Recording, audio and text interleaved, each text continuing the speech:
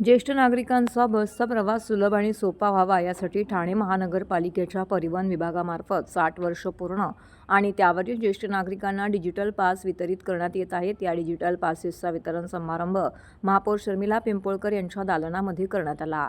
यावेळी प्रातिनिधिक स्वरूपामध्ये 11 ज्येष्ठ नागरिकांना महापौर शर्मिला पिंपोळकर, उपमहापौर कृष्णा पाटील यांच्या हस्ते याचं वितरण करण्यात आलं। डिजिटल पासेस लाभ जास्तीत जास्त नागरिकांनी घ्यावा डिजिटल पासेसचा लाभ जास्तीत जास्त नागरिकांना घ्यावा असं आवाहन देखील महापौरांनी केलेलं आहे। यावेळी उपायुक्त मनीष जोशी, परिवहन उपव्यवस्थापक सुनील जाधव, वाहतूक अधीक्षक रमेश बांदल, आगार व्यवस्थापक सुनील साठे, सहाय्यक वाहतूक अधीक्षक हेमंत कुमार शिंदे, TMT एम्प्लॉईज युनियनचे अध्यक्ष गणेश देशमुख, ज्येष्ठ नागरिक उपस्थित होते। राज्याचे उपमुख्यमंत्री व तत्कालीन मुख्यमंत्री एकनाथ शिंदे यांनी परिवहन सेवेतून प्रवास करणाऱ्या 60 वर्ष व त्यावरील ज्येष्ठ नागरिकांना विनामूल्य प्रवास योजना सुरू केली आहे। बसमधून प्रवास करताना वयाचा पुरावा असलेले शासकीय ओळखपत्र दाखवून 0 तिकिटाद्वारे ही योजना सुरू होती।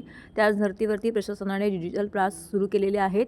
या योजनेला ज्येष्ठ नागरिकांचा उत्स्फूर्त प्रतिसाद मिळत असून 1000 ज्येष्ठ नागरिकांना या पासेसचं वितरण केलं जाणार आहे। तसेच या योजनेसाठी अर्ज स्वीकारण्याची प्रक्रिया सुरू असून टप्प्याटप्प्याने सर्वांना डिजिटल पास दिले जाणार आहेत। डिजिटल पास मिळेपर्यंत जुन्या पद्धतीने 0 तिकीट दिले जाणार असल्याचं परिवहन विभागाकडून सांगण्यात आलं आहे। ज्येष्ठ नागरिकांचा प्रवास सुलभ होण्यासाठी ही योजना सुरू असून डिजिटल पासेस लाभ जास्तीत जास्त नागरिकांनी घ्यावा असं आवाहन महापौर शर्मिला पिंपोळकर यांनी केलेलं आहे। महाराष्ट्र राज्याचे लाडके उपमुख्यमंत्री एकनाथजी शिंदे साहेब यांच्या संकल्पनेतून 2023 मध्ये परिवहन बसेससाठी ज्येष्ठ नागरिकांसाठी 60 वर्ष वयावरील ज्येष्ठांसाठी खरं तर ही योजना अंमलात आणली होती साहेबांनी।